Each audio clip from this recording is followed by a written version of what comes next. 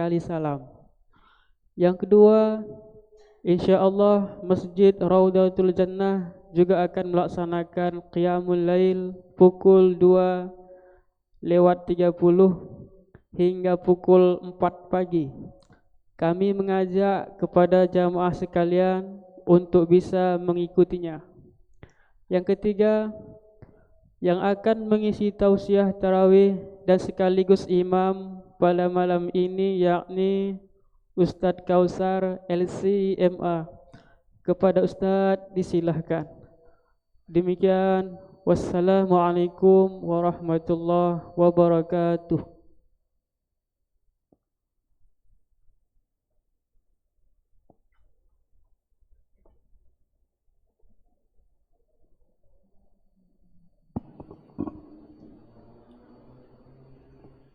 أعوذ بالله من الشيطان الرجيم بسم الله الرحمن الرحيم السلام عليكم ورحمة الله وبركاته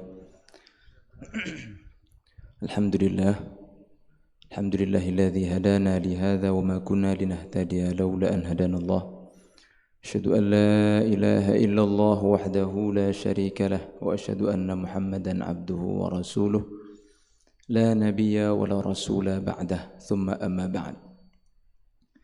Sidang jamaah salat Isya, salat tarawih dan witir yang dirahmati Allah Subhanahu wa taala.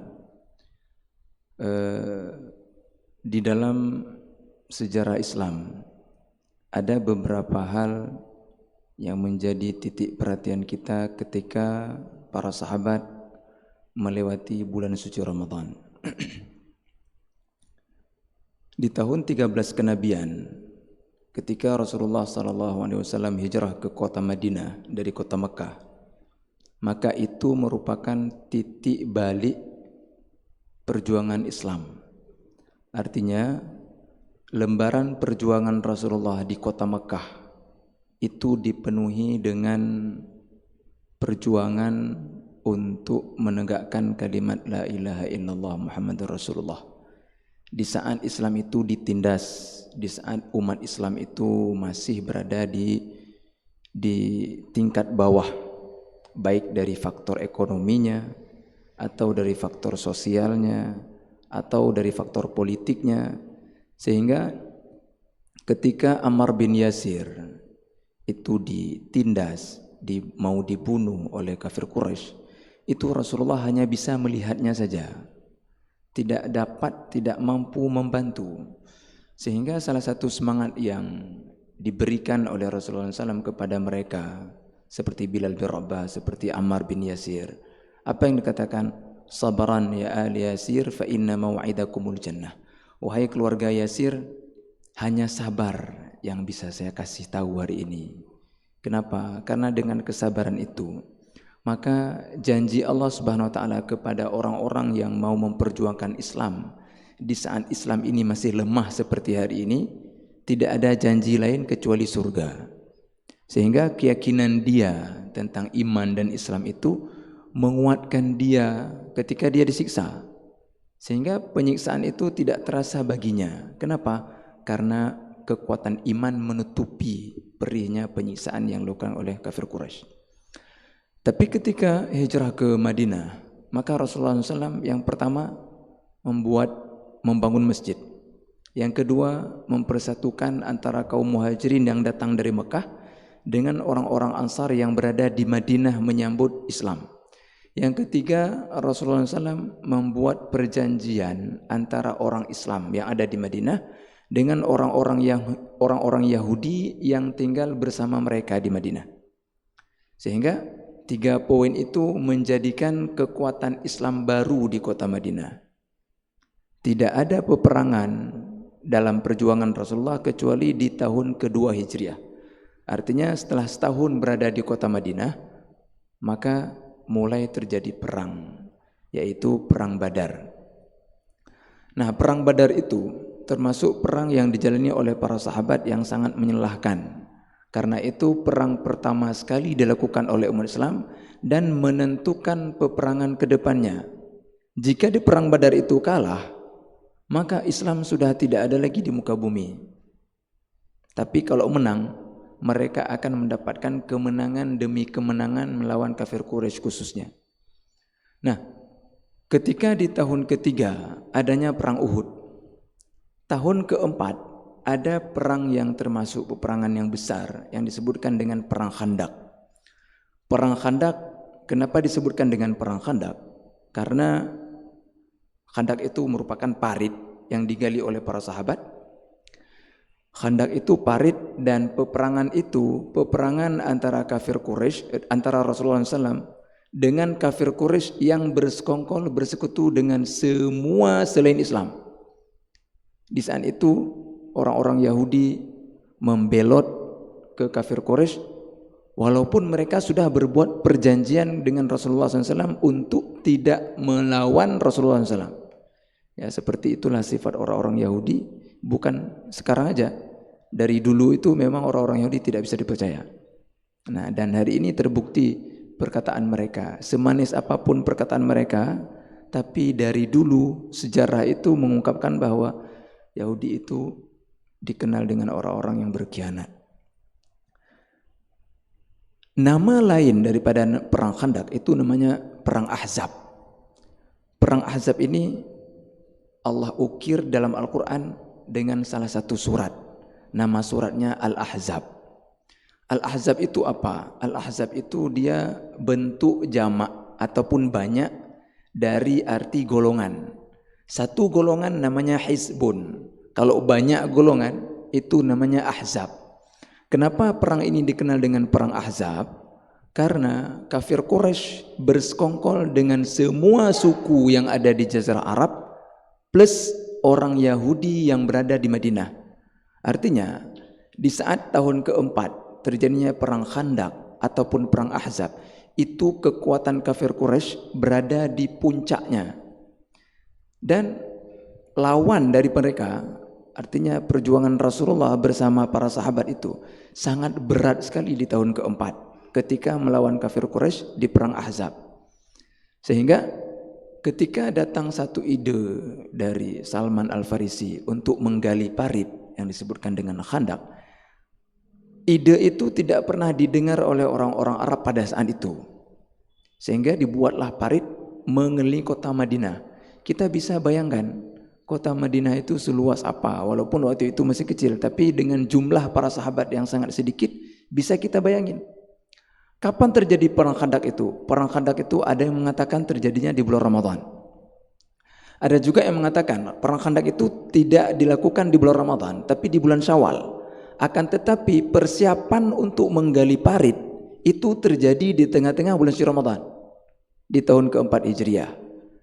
Nah, seberapa panjang parit itu yang dibangun? Seberapa lebar? Seberapa dalam? Karena tujuan digali parit supaya pasukan orang-orang kafir Quraisy itu tidak mampu masuk ke kota Madinah. Artinya di mana letak hududnya, di mana letak batasan Madinah, di situ digali parit. Sepanjang apa? Sepanjang kota Madinah secara melingkar. Nah, panjangnya berapa meter? Panjangnya itu sekitar 5.500-an meter. 5.500-an meter berarti sekitar 5,5 kilo lah. 5,5 kilo. Lebarnya berapa meter? Lebarnya itu sekitaran 4,5 meter. 4,5 meter itu lebarnya, lebar paritnya. Itu ukuran kuda tidak bisa loncat. Tapi kalau dibuat 2 meter, itu kuda masih bisa loncat. Artinya pasukan kaum musyrikin itu masih bisa melewati. Sehingga diambillah ukuran yang kira-kira tidak bisa lewat. Ada yang mengatakan lebarnya itu sampai 7 meter. 7 meter. Kedalaman parit itu sekitaran 3,5 meter kedalamannya. Kenapa di dalam digali? Sehingga ketika kuda masuk itu tidak bisa loncat, atau apapun kendaraan yang dibawa oleh kafir Quraisy, kalaupun orangnya yang masuk itu tidak bisa bangun lagi, kalaupun kudanya masuk itu tidak bisa naik lagi. Itu ukurannya. Jadi lebarnya sekitar 5-7 meter, kedalamannya sekitar 3,5 meter, panjang keliling itu sekitaran 5.500-an meter. Dan itu digali bersamaan dengan perjalanan Ramadan di tahun keempat. Dan Rasulullah SAW membagi para sahabat waktu itu, dalam setiap 10 hasta itu ada 10 sahabat yang bekerja menggali parit tersebut dengan lebar sekitar 7 ataupun 5 meter dengan kedalaman 3,5 meter. Itu menjadi tanggung jawab setiap satu patok. Setiap satu patok itu Rasulullah SAW sudah tentukan orangnya, siapa orangnya dan siapa yang menjadi ketua di kelompok tersebut. Itu semuanya para sahabat lakukan menjalani bulan puasa. Maka bagaimana perjuangan mereka untuk menjalani Ramadan dengan perjuangan yang begitu keras? Kalau hari ini kita melihat pada diri kita masing-masing dalam kehidupan kita sehari-hari di bulan Ramadan, sejauh apa perjuangan kita kalau dibandingkan dengan para sahabat dulu? Para sahabat dulu itu sudah sangat-sangat maksimal sekali memperjuangkan Islam, sehingga buah perjuangan para sahabat itu hari ini kita rasakan. Hari ini nikmat iman yang kita rasakan, nikmat Islam yang kita rasakan, nikmat Ramadan yang kita rasakan ini tidak jauh dari perjuangan para sahabat dulu. Termasuk ketika mereka tidak pernah mengeluh ketika Rasulullah sudah menempatkan mereka untuk menggali lubang, menggali parit. Kita tahu tanah di kota Mekah itu, tanah di kota Madinah itu ataupun di Jazirah Arabia itu tidak selembut tanah kita. Di Jazirah Arab itu Pak, kalau di kita, kalau ada orang meninggal hari ini, itu ketika ada berita orang meninggal, hari ini dibuka kuburnya, digali oleh 2 atau 3 orang, selesai. Tapi kalau di Jazirah Arab,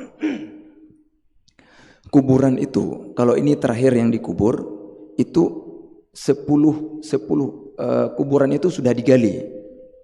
Kenapa? Persiapan, siapapun yang meninggal, itu tinggal dikorek liang lahatnya aja. Artinya kuburan itu sudah digali. Tapi kalau digali di hari yang sama orang meninggal, itu mayatnya akan dikuburnya besok ataupun 2 hari. Saking kerasnya. Artinya ketika perjuangan para sahabat menggali tanah itu, tidak bisa kita samakan dengan galian tanah di kita dengan alat yang seadanya saja. Maka hari ini di sisa Ramadan yang terakhir ini, beberapa hari lagi, sekitar 4 malam lagi lah. Malam ini malam 27, 28, 29, 30. Kalaupun Ramadan tahun ini ada 30.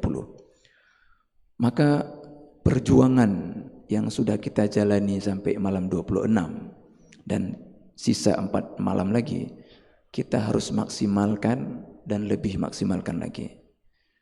Perjuangan para sahabat itu tidak ada tandingannya, dan perjuangan hari ini kita itu tidak ada apa-apanya ketimbang perjuangan para sahabat dan perjuangan Rasulullah SAW. Kalau dulu mereka itu di bulan Ramadan diajak untuk berperang, tapi hari ini kita bukan disuruh diajak berperang dengan orang-orang kafir Quraisy. Kita hanya dituntut untuk berjuang, berperang melawan hawa nafsu kita. Hawa nafsu kita itu diajak untuk ke jalan yang lain, tapi Ramadan, momentum Ramadan ini kita jadikan untuk bisa memanage diri kita ini, untuk bisa melawan hawa nafsu kita khususnya. Dan dulu para sahabat itu sudah capek menggali parit. Kita hari ini tidak diperintahkan untuk itu. Kita hari ini hanya disuruh gali apa? Disuruh gali ilmu.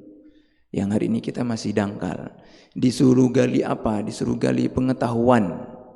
Supaya apa yang hari ini kita belum tahu tentang Islam, belum tahu tentang perjuangan Rasulullah, belum tahu tentang apa yang ada di dalam Al-Quran, belum tahu tentang bagaimana perjuangan mereka dahulu. Itu yang kita gali supaya apa? Supaya kita ini bisa mengambil ibrah. Supaya kita ini bisa menjadikan mereka sebagai qudwah hasanah dalam apa? Dalam memperjuangkan Islam. Maka kalau hari ini kita tidak mampu memperjuangkan Islam, yang kita takutkan adalah Islam ke depan sudah tidak ada lagi. Akan tetapi kalau perjuangan mereka kita lanjut sebagai estafet perjuangan daripada Islam ini, maka jangan heran Islam ini akan eksis sampai kapanpun selama kita masih mampu memperjuangkan nilai-nilai keislaman baik dari kehidupan kita, sosial dan juga pribadi kita masing-masing. Semoga beberapa hari ke depan ini kita tidak pernah kendor untuk beribadah kepada Allah Subhanahu wa taala. Kalau fenomena di akhir Ramadan itu biasanya kita lihat apa? Saf itu dia maju dari 5 saf menjadi 3 saf. Sebenarnya itu mundur, walaupun orang bilang maju. Kenapa? Maju ke saf ketiga, maju ke saf kedua, maju ke saf pertama. Ada beberapa masjid hari ini yang dimulai Ramadan itu 7 saf, tapi hari ini tinggal 2 saf atau 1 saf. Kemana 5 saf yang lain lagi? Dan bukan hanya di satu masjid, di banyak masjid. Bukan berarti ketika di satu masjid itu berkurang jamaahnya, itu lari ke masjid yang lain, bukan. Di masjid yang lain juga problemnya sama. Kenapa mereka